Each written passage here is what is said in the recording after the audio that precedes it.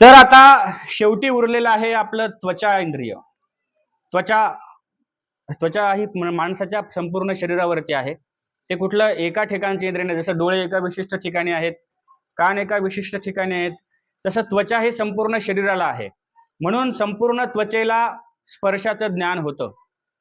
एखाद्या वस्तूवरती तुम्ही हात फिरवला की ही नरम आहे, मखमली आहे, आणि एखाद्या वस्तूवरती तुम्ही हात फिरवला की थंड आहे, ती गरम आहे, ती खरबड आहे, हे ज्ञान तुम्हाला त्वचा इंद्रियाने होतं.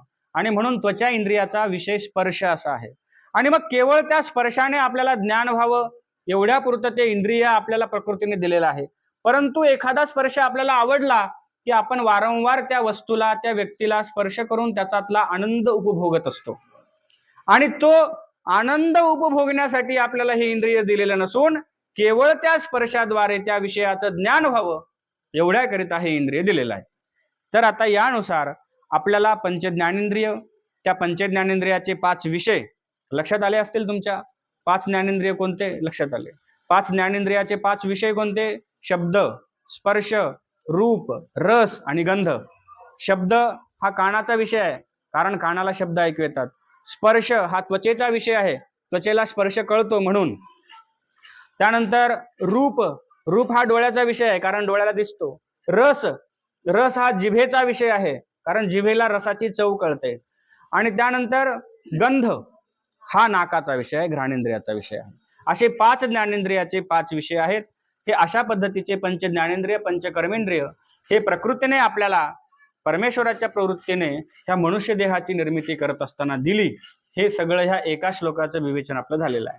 त्यानंतर पुढच्या श्लोकामध्ये भगवंत सांगतात, इच्छा द्वेष सुखम दुःखम संघातश्चेतनाधृती एतत् क्षेत्र समासेन सविकारम उदावृतम. याच्यामध्ये इच्छा, प्रत्येकाच्या इच्छा वेगवेगळ्या असतात. आपल्याला एखादी गोष्ट मनामध्ये निर्माण होणे, हवीशी वाटणे, नकोशी वाटणे, ही आहे सगळं इच्छेवरती आधारित आहे, याला म्हणायची इच्छा. त्यानंतर आहे द्वेष, सुख दुःख, ह्या सगळ्या प्रत्येक विषयाचं आपण वेगवेगळं चिंतन करणार आहोत. तर सर्वप्रथम येते इच्छा. ह्या जगामध्ये सगळ्यात टिकाऊ आणि सगळ्यात ताकदवान जर कुठली भावना असेल तर ती आहे इच्छा. कारण असं म्हणतात की मृत्यू ही सगळ्यात प्रबळ आहे, मृत्यू हे जीवनाचं अंतिम सत्य आहे. पण असं मला नाही वाटत, कारण मरणापेक्षाही बलवान जर काही असेल तर ती आहे इच्छा. कारण का असं म्हणतात की इच्छेला मरणच नाही म्हणतात. तुम्ही ऐकलं असेल की नाही? ऐकलं का तुम्ही? ऐकलं की नाही कधी? इच्छेला मरण नाही असं म्हणतात. प्रत्येकाला मरण आहे, प्रत्येक गोष्टीला मृत्यू आहे, प्रत्येक गोष्टीचा विनाश होऊ शकतो, पण इच्छेला मरणच नाही. मृत्यूला जिंकण्याची ताकद जर कशामध्ये असेल तर ती इच्छेमध्ये आहे. इच्छा ही भावना अशी आहे की कधी संपतच नाही. म्हाताऱ्या माणसाला मरायला लागलं तरी त्याच्यामध्ये इच्छा आहे. मरता मरता सुद्धा माणसाच्या मनामध्ये इच्छा असतात. मला माझ्या पिंट्याला बघायचंय, मला माझ्या सोनीला बघायचं, हिला बोलवा, तिला बोलवा, त्याला बोलवा, आणि हे बरोबर करा, ते बरोबर करा. मरताना सुद्धा माणूस सांगतो. मृत्यूवर सुद्धा विजय मिळवण्याची शक्ती ही इच्छेमध्ये आहे. आणि म्हणून इच्छा ही प्रत्येकाला आहे. अतिशय लहान मुलापासून. लहान मुलाला काय वाटतं? मला एखादी गाडी घेऊन दिली पाहिजे. त्याला तुम्ही जत्रेत घेऊन जा, दुकानात घेऊन जा, ते तुम्हाला बोट दाखवतं, मला गाडी घ्यायची, मला ते खेळणं घ्यायचं, नाही का? लहान मुलालाही इच्छा आहे, तरुणालाही इच्छा आहे, म्हाताऱ्यालाही इच्छा आहे. मरायला लागलं ते मरणार आहे काही क्षणामध्ये, त्यालाही इच्छा आहे. मरेपर्यंत इच्छा संपत नाहीत, मेल्यानंतरही इच्छा संपत नाहीत, मेल्यानंतरही इच्छा कायमच आहेत. आणि म्हणून इच्छा ही जगातली सर्वात प्रबळ भावना आहे. त्या सृष्टीमधली सर्वात प्रबळ भावना जर कोणती असेल तर ती इच्छा आहे. आणि मग इच्छा ह्या प्रत्येकाच्या वेगवेगळ्या असतात. आणि शक्यतोवर प्रत्येकाची इच्छा ही स्वतःच्या स्वार्थ केंद्रित आहे. प्रत्येकाला आपल्या स्वार्थापुरत्याच इच्छा निर्माण होतात. माझा स्वार्थ पूर्ण झाला पाहिजे. प्रत्येक जणाच्या आपल्या मनातल्या ज्या इच्छा आहेत ना, ह्या स्वार्थाशी संबंधित आहेत. विचार करून बघा. तुम्हाला उदाहरण देऊन सांगतो. एका ठिकाणी 2-3 मित्र होते. त्यांनी विचार केला की आता नवरात्रा लागल्या आणि जाऊन आपण, आता गावाच्या बाहेर मंदिर आहे, निवांत छान निसर्गरम्य वातावरण आहे, आपण तिथं जाऊन नवरात्रामध्ये 9 दिवस काय करू? भगवंताचं नामस्मरण करू. ठीक आहे म्हटले, चला. आले ते 3 जण. इथं आल्यानंतर देवाला दंडवत केला, विडा ठेवला आणि स्मरणासाठी सुरुवात केली. आणि अतिशय मन लावून त्या ठिकाणी भगवंताचं नामस्मरण ते तिघही निसर्गरम्य वातावरणामध्ये करायला लागले. आणि असं त्यांचं हे सुंदर असं आणि अंतःकरणपूर्वक होणारं नामस्मरण देवाने पाहिलं. आणि पाहिल्यानंतर देव प्रसन्न झाला.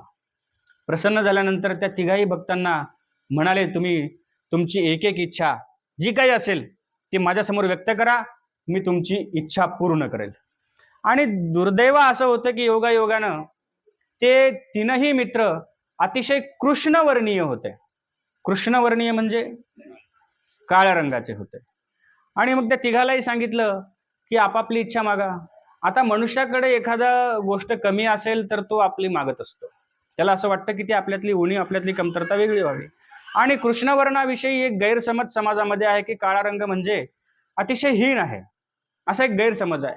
आणि म्हणून त्यातल्या एका जणाला देव म्हटलं सुरुवातीला तू तुझी इच्छा माग. आणि मग त्याने सांगितलं की देवा, माझी दुसरी काहीच इच्छा नाही, मी काळा असल्यामुळं लोक मला हिनवतात, आणि म्हणून एक काम कर, तू मला गोरं कर. देव म्हणला तथास्तु. तो गोरा झाला. दुसऱ्याला विचारलं तुझी इच्छा काय? म्हटलं माझी इच्छा यापेक्षा वेगळी काय आहे, मला सुद्धा गोरं कर, पण एक काम कर, याच्यापेक्षा जास्त गोरं कर म्हणला. देव म्हणला तथास्तु, काही हरकत नाही. तो त्याच्यापेक्षा गोरा झाला. आता तिसऱ्याला विचारलं का रे बाबा तुझी काय इच्छा आहे, तुझी काय इच्छा आहे म्हटल्यावर त्यानं विचार केला, हा गोरा झाला, त्याच्यापेक्षा गोरा झाला. त्यानं आपली इच्छा व्यक्त केली. म्हटलं देवा, माझी काहीच इच्छा नाही, या दोघाला माझ्यासारखं कर. म्हटलं एवढीच माझी इच्छा आहे, बाकी माझी काहीच इच्छा नाही. आणि म्हणून ते दोघं पहिले जे गोरे झाले होते ते पुन्हा काळे झाले. तर मनुष्य जो आहे हा समाजाच्या हिताच्या इच्छेपेक्षा केवळ स्वतःच्या स्वार्थाची, स्वतःच्या हिताची इच्छा ठेवत असतो. कुणीही असेल, कुणीही असू द्या, मी असू द्या, तुम्ही असू द्या, मी काही तुमच्यापेक्षा वेगळा नाही, मी तुमच्यातलाच आहे. माझीही काही इच्छा असेल तर माझं भलं व्हावं, माझं चांगलं व्हावं, माझा फायदा व्हावा, हीच माझी इच्छा असणार आहे. म्हणून ह्या जगामध्ये जन्माला आलेल्या, या सृष्टीतलावरती, या कर्मभूमीमध्ये जन्माला आलेला प्रत्येक जीव मात्र, प्रत्येक मनुष्य मात्र हा स्वतःच्या स्वार्थ केंद्रित इच्छेला सोबत घेऊन जगतो आहे. प्रत्येकाची इच्छा ही स्वतःच्या स्वार्थाशी बांधलेली आहे. आणि म्हणून आपल्याला इच्छेवरती विजय मिळवता आला पाहिजे. ज्याला स्वतःच्या इच्छेवरती विजय मिळवता येतो की नाही, त्याला जगावरती विजय मिळवता येतो. आणि म्हणून इच्छेला जिंकण्याचा प्रयत्न करा. विदेही जनकाचं उदाहरण देतात. विदेही जनकांनी आपल्या गुरुला प्रार्थना केली की मला काहीतरी ज्ञान सांगा, मला काहीतरी भगवंताचं ज्ञान व्हावं, यासाठी तुम्ही माझ्या राजधानीमध्ये येऊन, माझ्या राजवाड्यामध्ये येऊन निवास करा आणि मला काहीतरी ज्ञान सांगा. त्यांचे गुरु म्हटले मला तर काही शक्य नाही, पण माझ्या शिष्यवर्गामध्ये एक विद्वान असा शिष्य आहे, त्याला मी पाठवतो. तो तुम्हाला भगवंताचं यथातथ्य ज्ञान जे काही सांगितलेलं आहे शास्त्रामध्ये, तो तुम्हाला प्रतिपादन करेल, सांगेल. जनक म्हटले ठीक आहे, काही हरकत नाही, जशी तुमची आज्ञा. आणि म्हणून त्या गुरुनी आपला एक विद्वान असा शिष्य त्या जनक राजाकडे पाठवून दिला. आणि पाठवून दिल्यानंतर आता प्रतिदिनी तो शिष्य त्या जनक राजाला त्याच्याकडे त्याच्या गुरुनी शिकवलेलं जे ज्ञान आहे, हे ज्ञान त्या जनकांना देत होता, त्या ज्ञानाचे धडे देत होता. आणि असं ते ज्ञान त्या शिष्याकडून ते जनक राजे ग्रहण करत होते. आणि त्याच ठिकाणी तो शिष्य वास्तव्याला राहत होता. एक खोली त्या राजवाड्यामध्ये त्या शिष्याला दिली, त्याच ठिकाणी तो आपला राहत होता. त्याच्याकडे काही जास्त साहित्य नव्हतं, त्याची आपली एक झोळी, त्याचे थोडेफार कपडे, कमंडलू, भिक्षापात्र वगैरे ते होतं. ते त्याच ठिकाणी त्या खोलीमध्ये खुंटीला अडकवून ठेवलेलं आणि त्या खोलीमध्ये तो मुक्काम करायचा. तर एके दिवशीचा प्रसंग आहे. ते महाराज जनक नदीच्या काठावरती सकाळी सकाळी स्नानाकरिता गेलेले आहेत. आणि स्नान करून त्या सूर्याला अर्घ्य देण्यासाठी, आचमन करण्यासाठी ते त्या ठिकाणी उभे आहेत. आणि त्याच्याच त्या महाराज जनकांच्या बाजूलाच तो त्यांच्या गुरुचा जो शिष्य आहे, तो सुद्धा त्या ठिकाणी स्नान करण्यासाठी, तो विधी करण्यासाठी आलेला आहे. आणि तो विधी करत असताना एकाएकी लख्ख प्रकाश पडलेला दिसला. आणि लख्ख प्रकाश पडलेला जो प्रकाश होता तो पाठीमागून येत होता. आणि नेमका कशाचा प्रकाश आहे म्हणून त्या शिष्याने सूर्याला अर्घ्य देता देता सुद्धा पाठीमागे वळून बघितलं. आणि बघितलं तर काय, जनकाचा राजवाडा पेटलेला आहे. मोठी आग लागलेली आहे, संपूर्ण राजवाडा ढण ढण ढण जळतोय, एवढी आग लागलेली आहे.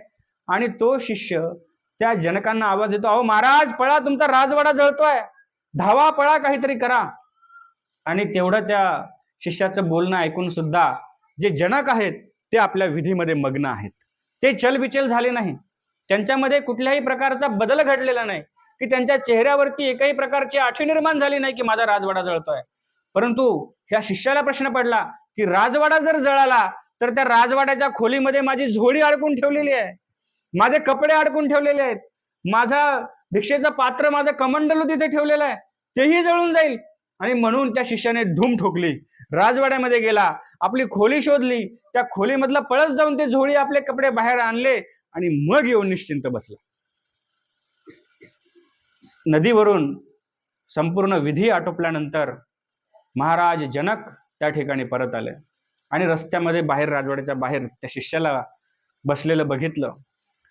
त्याने, त्या राजांनी शिष्याकडे बघितलं, शिष्याने जनकांकडे बघितलं आणि तो शिष्य उठून महाराज जनकांजवळ आला आणि म्हणाला, अहो तुमचा अख्खा राजवाडा जळाला, राजवाड्यातले मौल्यवान रत्न जळून गेले, वस्त्र आभूषण जळून राखेमध्ये खाक झाले. मी तुम्हाला आवाज देत होतो, तुम्हाला सांगत होतो, तुम्ही का पळाला नाहीत, तुम्ही ही आग विझवण्याचा प्रयत्न का केला नाहीत. तेव्हा जनक म्हणतात, कुणाचा राजवाडा, कुणाचं घर, कुणाची आभूषणं, कुणाचं रत्न, आपण काय सोबत आणलेलं आहे.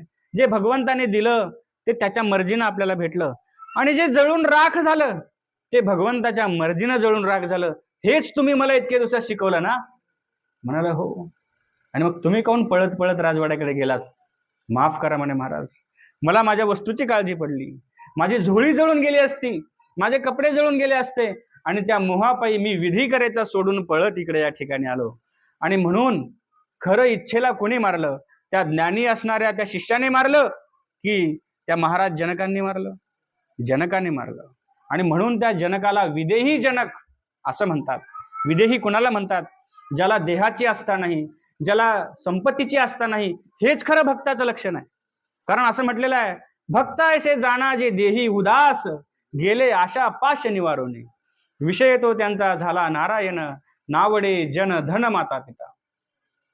ही खरी भक्ताची लक्षणं आहेत की ज्याला स्वतःच्या इच्छेला मारता येतं. तुम्हाला इच्छा झाली की आज पुरणपोळी खायची आहे, पण तरी तुम्हाला त्या इच्छेला मारता आलं पाहिजे, इच्छा थांबवता आली पाहिजे. तुम्हाला इच्छा झाली की आता नवीन साडी घ्यायची आहे, पण तुम्हाला ते इच्छा मारता आली पाहिजे, इच्छा थांबवता आली पाहिजे. आणि इच्छा ही माणसाला शक्यतोवर कुठल्या चांगल्या गोष्टीची होत नाही. कारण हे कलियुग आहे, हे सर्वात हीन युग आहे. आणि या हीन युगामध्ये मनुष्य ऊर्ध्वगतीकडे जाऊ शकत नाही, तो अधोगतीकडे जातोय, तो खालच्या दिशेला प्रवास करतोय. आणि म्हणून आपल्या इच्छा सुद्धा त्या अधोगतीकडे आपल्याला नेणारे आहेत. आणि म्हणून आपल्या इच्छा आपल्याला जिंकता आल्या पाहिजे. सिकंदर होऊन गेला. सिकंदर, तुम्ही नाव ऐकलं असेल. त्या सिकंदराची इच्छा होती, त्यानं भरपूर राज्य मिळवलं, अनेक देशांवरती आक्रमण केलं, त्या देशांवरती आपली सत्ता प्राप्त केली. परंतु ठीक आहे ना, आता एखाद्या देशाचं राज्य त्याने मिळवलं, सत्ता प्राप्त केली, आता त्याची इच्छा थांबायला पाहिजे. पण नाही, एका देशावरती आपलं राज्य प्रस्थापित झालं का, आता दुसरा देश जिंकायचा.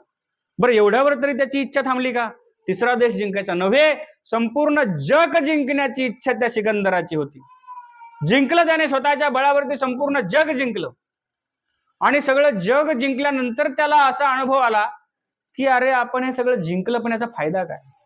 कारण हा जगज्जेता सिकंदर एकदा प्रवास करत असताना एका गावातून प्रवास करत होता. आणि त्या गावामध्ये गेल्यानंतर त्या गावामधल्या त्या लोकांचं जे काही द्रव्य असेल ते त्यांनी लुटलं, त्या लोकांना परास्त केलं आणि आपला ताफा घेऊन समोर निघाला. पण जात असताना त्या गावातल्या लोकांनी सिकंदराला एक काम सांगितलं. म्हणे, तू आमचं सर्व द्रव्य जिंकलंस, आमच्यावरती विजय प्राप्त केला, ठीक आहे, तू जिकडे जात असतील ना तिकडे जा, पण जात असताना त्या जंगलामधून जा. त्या जंगलामध्ये एक झोपडी आहे, त्या झोपडीमध्ये एक महात्मा राहतात. त्या महात्मा जे ऋषी आहेत, जे संत आहेत, त्यांना भेटून जा. आणि मग जात असताना ठीक आहे, भेटायला पाहिजे, काही हरकत नाही. आणि म्हणून तो गेला, त्या महात्म्यांना भेटला, त्या संतांना भेटला. आणि भेटल्यानंतर त्याने त्या झोपडीच्या बाहेरून त्या साधूला आवाज दिला. म्हणे, आहे का कोणी मध्ये. ते साधू त्या पर्णकुटीतनं बाहेर आले आणि त्या सिकंदराकडे बघायला लागले. कोण रे बाबा? आणि सिकंदरातला अहंकार जागा झाला. कोण? मला ओळखत नाहीत? संपूर्ण जगाला ज्याने जिंकलेला आहे असा जगत जेता मी सिकंदर आहे, आणि तुम्ही मला ओळखत नाहीत? अरे कोण जगत जेता, कोण सिकंदर, मला माहिती नाही. मग त्याने आपली ओळख सांगितली की मी संपूर्ण जगावरती स्वारी करून आलो आणि संपूर्ण जग मी जिंकलेलं आहे. बरं, तू संपूर्ण जग जिंकलंयस? म्हणाला हो. मग काय तुझ्या जगाची किंमत? एवढं जग तू जिंकलं, त्या जगाचं मूल्य काय? हे जग तू जिंकलं कशासाठी? म्हणाला अहो मी सगळ्या श्रीमंत झालो, संपूर्ण जगावर माझं आधिपत्य आहे, इतका मोठा मी झालो. ठीक आहे म्हणे, मला एका प्रश्नाचं उत्तर दे. म्हणे काय?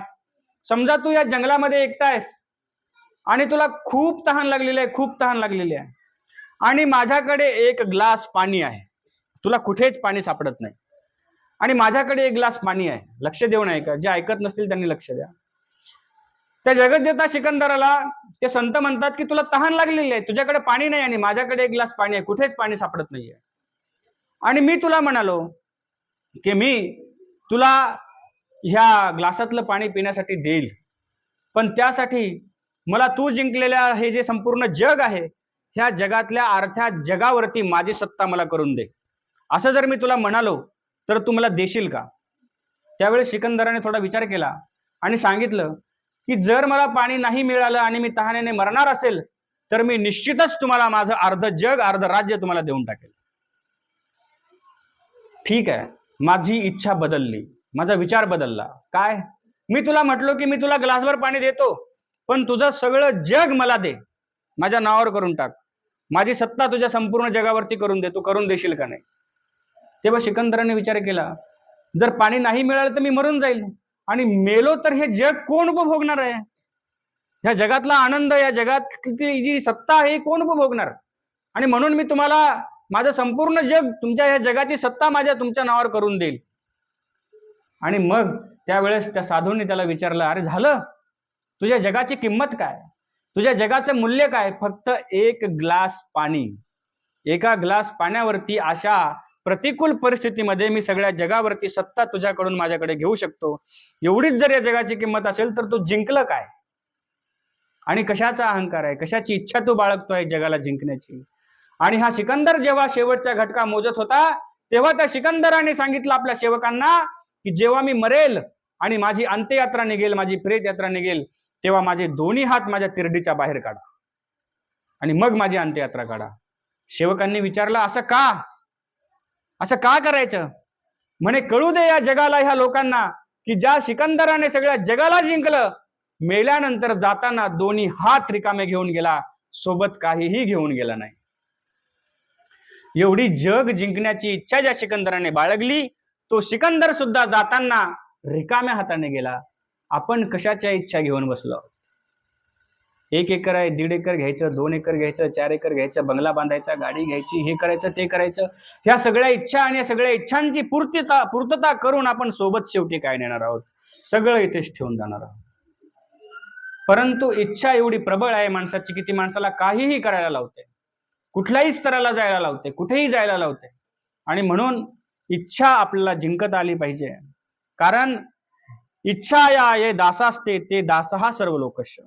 जे इच्छेचे दास होतात ते सगळ्या जगाचे दास होतात. कारण इच्छा ही माणसाला कुणाचा नोकर बनवल, कुणाचा दास बनवल सांगता येत नाही. एखाद्या माणसाला राजकारणामध्ये जायचं आहे, त्याला गावचा सरपंच व्हायचा आहे, किंवा त्याला एखाद्या पंचायत समितीचं म्हणा किंवा जिल्हा परिषदेचं तिकीट घ्यायचं आहे आणि तिथे सदस्य व्हायचं आहे, पण त्यासाठी त्याला लोकांचा दास व्हावं लागतं, लोकांच्या पाया पडावं लागतं. कशामुळं? केवळ पदप्राप्तीच्या इच्छेमुळं तुम्हाला लोकांचे पाय पडावे लागले. कोणाचे? जे तुमच्यापेक्षा कनिष्ठ आहेत अशा लोकांचे. का? केवळ त्यांच्याकडे मतदान आहे, त्या मतदानासाठी. इच्छा माणसाला कशी म्हणजे हीन बनवते, लक्षात घ्या. आणि म्हणून जेव्हा तुम्ही इच्छेचे दास होता, इच्छा म्हणजे काय? आशा. तुमच्या मनामध्ये असणाऱ्या आशा, अपेक्षा, हेच इच्छेची दुसरी नावं आहेत. ह्यापेक्षा वेगळं काय? आणि म्हणून तुमच्या मनामध्ये निर्माण होणाऱ्या ज्या इच्छा आहेत, ज्या अपेक्षा आहेत, ज्या आशा आहेत, ह्यांना वेळेवरती तुम्हाला थांबवता आलं पाहिजे, इच्छेला कंट्रोल करता आलं पाहिजे. पण ते शक्य नाही. मी सांगितलं की सगळ्यात ताकदवान इच्छा आहे. खऱ्या अर्थानं ज्याला इच्छेला जिंकता आलं तो जगातला सगळ्यात शूर माणूस, तो जगातला सगळ्यात वीर माणूस. मग तो खली जरी असला, खली माहिती आहे का तुम्हाला? खूप मोठा पैलवान आहे आपल्या भारतातला, खली. त्याचं नाव खली आहे. पाहिलं नसेल तर कधी इंटरनेटवर शोधून बघा. त्याला पाहिलं तर धाडदिप्पाड एवढा माणूस तुमच्या जिल्ह्यात पण नसेल, एवढा धाडदिप्पाड उंचच्या उंच माणूस आहे. त्याला इथून मध्यात यायचं असेल तर वाकून यावं लागतं. मोटरसायकलवर बसला तर छोट्या लेकराची सायकल असते की नाही, तेवढीची सायकल तशी मोटरसायकल त्याला वाटते. इतका मोठा माणूस जरी असेल पण त्याची इच्छा त्याला खूप लहान बनवते, त्याला संकुचित बनवते. तुम्ही कितीही मोठे असा, पण तुम्हाला जर तुमच्या इच्छेला जिंकता आलं नाही ना, की तुम्ही लहान होता, तुम्ही छोटे होता. आणि म्हणून इच्छा आपल्याला जिंकता आली पाहिजे. वेळ आहे का? आहे ना, माझ्यासमोर घडी नाही म्हणून मला कळत. तर इच्छा ही माणसाच्या प्रत्येक गोष्टीला कारणीभूत आहे, त्याच्या हिताला कारणीभूत आहे, त्याच्या अहिताला कारणीभूत आहे. आणि इच्छेनुसारच माणसाला जन्ममरण सुद्धा भेटत असतं. कशावरून म्हणता? तर श्रीकृष्ण भगवंताने भगवद्गीतेमध्ये सांगितलेलं आहे, यम यम वापी स्मरण भावम त्यजत्यंते कलेवरम तम तमे वैती कोणते सदा तद्भाव भाविता. जो माणूस मरत असताना ज्या इच्छेचं चिंतन आपल्या अंतःकरणामध्ये करतो, त्याच इच्छेनुसार त्याला पुढचा जन्म भेटत असतो. म्हणून म्हणतात, मरताना देवाचं नाव आठवलं पाहिजे, देवाचं नामस्मरण झालं पाहिजे. पण आपल्याला ते आठवतच नाही. आपल्याला आपल्या घराची काळजी आहे, आपल्याला मुलाबाळांची काळजी आहे, मुलीची काळजी आहे, मुलीचं कसं होईल, पोराचं कसं होईल, आणि भावकी यांना जगू देईल का, आणि मग पुढे काय भांडणं होतील का, तंटा होईल का, वाटण्या शेताच्या कशा होतील, हे मरता मरता चिंतन असतं आपलं. पण भगवंताने सांगितलं, अंतकालेचं मामेव स्मरण मुक्त्वा कलेवरम, की अरे भल्या माणसा, अंतकालेचं मामेव, अंतकाळी तू माझं स्मरण कर, मी तुला जन्म मरणाच्या फेऱ्यातून मुक्त करणार आहे. पण आपल्याला अंतकाळी देवाचं स्मरण येतं का? नाही येत.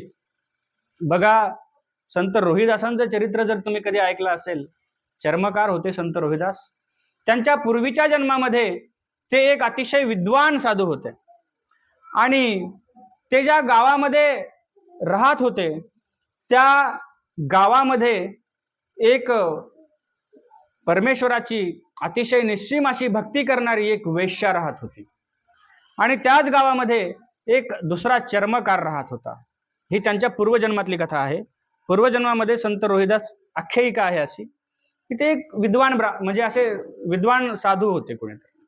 आणि मग ते साधू त्या गावातल्या लोकांना ज्ञान सांगत होते, उपदेश करत होते, भगवंताचं ज्ञान समजावून सांगत होते, गीतेचं तत्वज्ञान समजावून सांगत होते. आणि हे सगळं उपदेश त्या जगाला करत असताना त्या गावात जी वेश्या होती, कधी कधी तिचंही दर्शन त्यांना व्हायचं जाता येता. आणि ते सांगायचे, बाई, तू ज्या विषयासक्तीमध्ये गुंतलेली आहेस ना, तिला आवर घाल, नाहीतर तुझा जन्म वाया जाईल. ते वेश्या म्हणायची, बाबा, माझं जसं व्हायचं तसं होईल, तुम्ही तुमचा अंतकाळ मात्र सांभाळा बरं का, कारण अंतकाळ फार वाईट असतो. ही ती वेश्या त्या साधूला म्हणायची. तर साधूला कधी प्रश्न पडला नाही की ही वेश्या मला असं का म्हणते, कारण त्यांच्याकडे ज्ञान होतं. आणि मग हे साधू थकले, म्हातारे झाले, वृद्ध झाले. आणि त्या गावामध्ये त्यांचा एक चर्मकार समाजाचा म्हणजे चांभार समाजाचा एक शिष्य आहे. त्या शिष्याला असं वाटलं की आता आपले गुरु वृद्ध झालेत, आता हे काही दिवसानं सरतील, आणि मग त्यापूर्वी आपण आपल्या गुरुला काहीतरी भेट दिली पाहिजे. आणि मग आता तो चर्मकार तो काय भेट देणार, म्हणून त्याने काय केलं, आपल्याकडे असलेल्या साहित्याचा सुंदर असा जोडा बनवला. जोडा म्हणजे काय, बूट, ज्याला आपण बूट म्हणतो. सुंदर असा जोडा बनवला, त्याला सजवलं, त्याला वेगवेगळी डिझाईन त्या ठिकाणी लावली. असा सुंदर असा जोडा त्या ठिकाणी त्या चामडीपासून त्या चर्मकाराने बनवला. आणि आपल्या गुरुला नेऊन तो भेट केला. म्हणाला, महाराज, तुमच्यासाठी सुंदर असा जोडा शिवून आणलेला आहे. परंतु साधू थकलेले होते, जर्जर अशा अवस्थेमध्ये मरणशय्येवरती ते पडलेले होते, मृत्यूशय्येवरती. ते गुरु त्याच ठिकाणाहून म्हणाले, बाबा, ठेव तो जोडा तिथे, ठेव, मी नंतर घालेल. आणि तो सुंदर जोडा तिथूनच त्या साधूने बघितला. इतका सुंदर आणि मोहक आकर्षक जोडा. त्या साधूला असं वाटायचं, हा जोडा आपण आपल्या पायात घातला पाहिजे, आणि पायात हा जोडा घालून गावातून एक चक्कर मारून आली पाहिजे. किती सुंदर असा हा जोडा आहे. त्यांना वाटायचं, आज आपली तब्येत ठीक होईल, उद्या आपली तब्येत ठीक होईल, आणि आपण तो जोडा घालू आणि गावातून फिरून येऊ. सारखी इच्छा त्यांच्या मनामध्ये व्हायची. आणि एकाएकी संध्याकाळच्या वेळेस अचानक त्यांची तब्येत बिघडली आणि त्याच्यामध्येच ते मृत पावले, मरून गेले. त्यांची जोडा घालायची इच्छा तशीच शिल्लक राहिली. आणि त्याच गावात चर्मकार समाजामध्ये एका घरामध्ये त्यांनी जन्म घेतला. आणि म्हणतात ते पुढे संत रविदास झाले. आणि जन्म घेतल्याबरोबर ते खूप असं रडायला लागले, जोरजोरात रडायला लागले. आणि रडत असताना मग ते कुणी काहीतरी प्रयोग करायचं, कुणी काहीतरी प्रयोग करायचं, पण ते लेकरू काही शांत बसत नव्हतं. आणि मग त्यातल्या एका बाईनं सांगितलं, अरे आपल्या गावात ती जी वैश्य आहे ना, तिला काहीतरी मंत्र वगैरे येतात, तिला बोलवून आणा. कारण ती वैश्य असली तरी देवाची भक्ती करत होती. आणि तिला बोलवून आणलं. आणि मग त्या वैश्यनं त्या बाळाला मांडीवरती घेतलं. आणि मग ती वैश्य त्या बाळाला बोलते, महाराज तुम्हाला म्हटलं होतं तुमचा अंतकाल सांभाळा, अंतकाळ सांभाळा नाही म्हणून इथं चर्मकाराच्या घरामध्ये तुम्हाला जन्म घ्यावा लागला. म्हणजे पुन्हा तुम्हाला जन्माला यावं लागलं. हे कशामुळे झालं की तुम्ही मरताना त्या चांबड्याच्या जोड्यामध्ये तुमचा जीव अडकलेला होता. चांबड्याचे जोडे घालायची तुमच्या इच्छा शिल्लक राहिली होती. आणि म्हणून त्या इच्छेमुळे तुम्हाला इथं जन्म घ्यावा लागला. आणि म्हणून यम यम वापी स्मरण भावम तेजत्यंते कलैवरम तम तमय वैती कोणते सदा तद्भाव भाविता. ज्या ज्या गोष्टीचं स्मरण करत, ज्या ज्या इच्छेचं स्मरण करत तुम्ही तुमचा जीव सोडता, हा देह सोडता, तुमचा अंतकाळ होतो, तुम्ही सरता, तुम्ही मरून जाता, त्याच इच्छेनुसार तुम्हाला पुढचा जन्म भेटतो. हे मी सांगत नाही, हे देवाने सांगितलेलं आहे.